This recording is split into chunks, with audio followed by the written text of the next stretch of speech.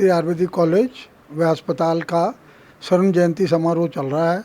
मैं डॉक्टर नरेश मित्तल, महासचिव Shri Dhanvantari educational society की ओर से आपको बताना चाहता हूं कि ये 3 दिन का जो कार्यक्रम है 20, 21, 22 का, इसमें हमने कई काम किए हैं। आज सुबह 20 तारीख को हमने कुछ जन कल्याण सेवाएं माननीय राज्यपाल से समर्पित कराई हैं, जिनमें सबसे पहली सेवा है सेंटर ऑफ एक्सेलेंस रीढ़ की हड्डी का भारत सरकार में जिससे 10 करोड़ रुपए की ग्रांट मिली है।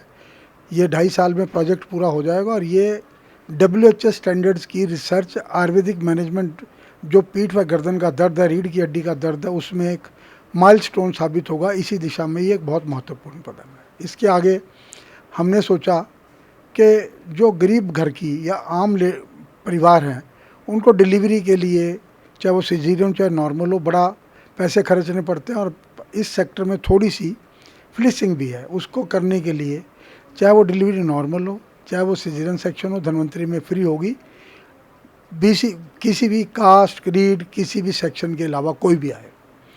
दूसरा, रेबीज़ की पिछले दिनों में बहुत बाइट के बड़े केस बढ़ गए थे, उसको देखते हुए आज से anti rabies vaccine free of cost Dhanvantari में फ्री लगाई जाएगी। चौथा, निकू का मतलब है न्यूनेटल ICU। इसमें सरकार पे बहुत रश है और प्राइवेट सेक्टर में बहुत महंगा इलाज है। आम आदमी के बस से बाहर की बात है, तकरीबन 15 से 20 हज़ार रुपये रोज़ लगता है। उन्हीं सेवाओं को हमने 2500 से लेकर 3500 रुपये रोज़ के हिसाब से शुरू किया है और अगर कोई बहुत गरीब आदमी होगा उसमें भी हम ख्याल रख के उसको मुफ्त भी करने का सोच रहे हैं। आज हमारे भारत सरकार के जो सलाहकार थे उन्होंने कहा है कि EWS और BPL कार्ड वालों का फ्री इलाज होना चाहिए। वो बात हमने उनकी मानते हुए ये मान लिया है कि EWS और BPL कार्ड वालों का इलाज भी हम धन्वंतरी में फ्री करेंगे। अब आया सवाल, आज शाम को हमारी कन्वोकेशन है दोपहर बाद और एल्युमिनी मीट है। जो 50 साल में बच्चे यहाँ से करके गए उनकी मीट है, कन्वोकेशन है। कल से साइंटिफिक सेशन शुरू हो जाएंगे। जितने हमारे अच्छे इंस्टीट्यूट हैं ट्रांस डिसिप्लिनरी, उनके विद्वान साइंटिस्ट, PGI के मेडिकल कॉलेज के, नाभी के साइंटिस्ट आएंगे और 2 दिन की संगोष्ठी होगी और आने वाले समय में हम एक बहुत बड़ा जर्नल निकालने जा रहे हैं।